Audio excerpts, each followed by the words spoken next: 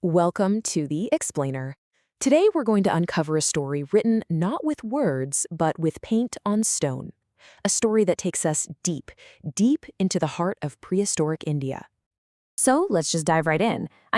Think about it. To understand our most distant ancestors, we can't just go and read a book or look at documents. We have to search for the clues they actually left behind in the world itself.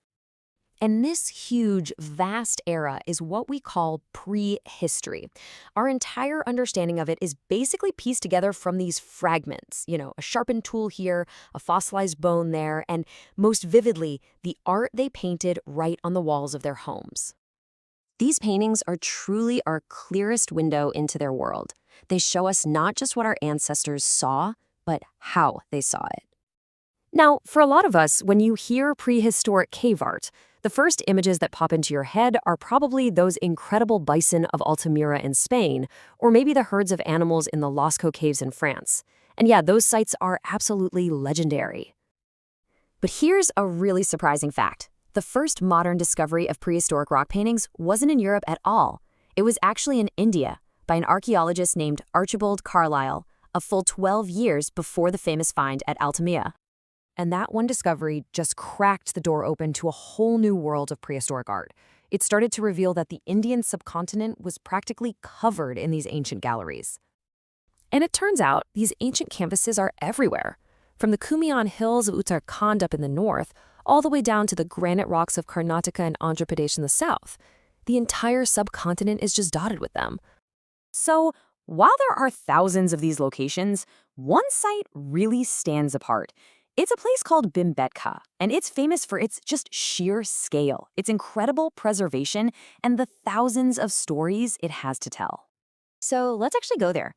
We're heading to the Vindhya Hills in Madhya Pradesh to explore the incredible rock shelters of Bhimbetka.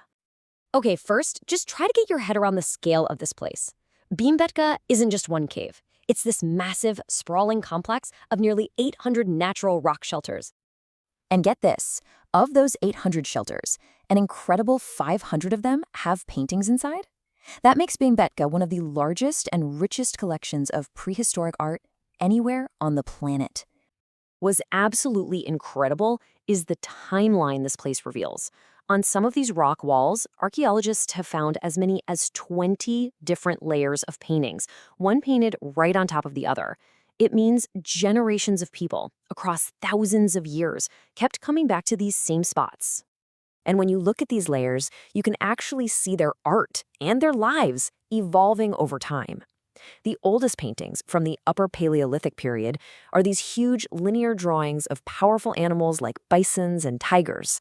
But as you move into the Mesolith, or the Middle Stone Age, the paintings get smaller, there are more of them, and the focus shifts to community life. You see group hunts, dancers holding hands, even family scenes. This all brings up a pretty amazing question, right?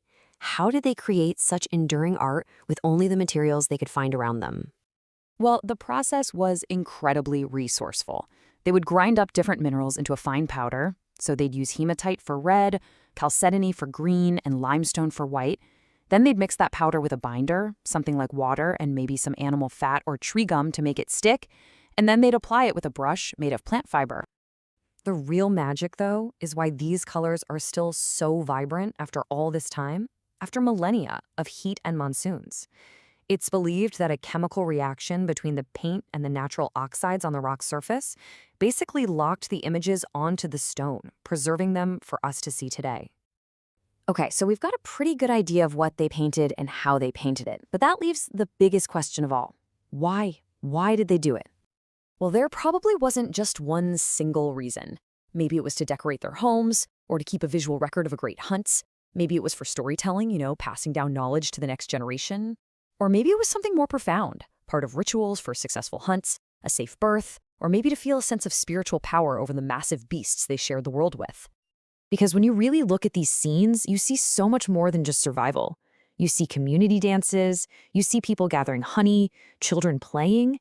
These paintings show us a people who were adventurous, who found joy in their lives, and who were deeply, intimately connected to the natural world around them. This art is, as one source put it, the greatest wealth our prehistoric ancestors left behind. It's more valuable than any tool or bone because it's a direct glimpse right into their minds. Through these images, we can start to understand not just what they did, but how they thought. We see their fears, their hopes, their sense of community, and that universal human need to make a mark and just say, I was here. And that kind of leaves you with one final thought. Tens of thousands of years from now, when someone tries to piece together our story, what will be our version of the paintings on the wall? What will we have left behind?